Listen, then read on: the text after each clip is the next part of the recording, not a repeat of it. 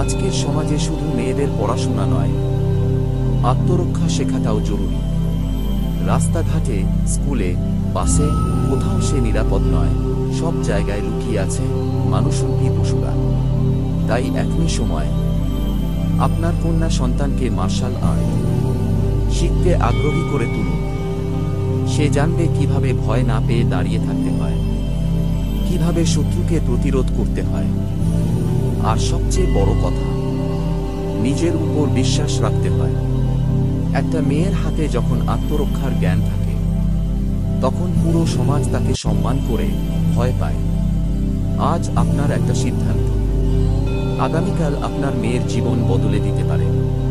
শেখান আত্মরক্ষা, গড়ে তুলুন সাহসী ভবিষ্যৎ। ভয় নয়, লড়াই করতে শিখুক আপনার মেয়ে।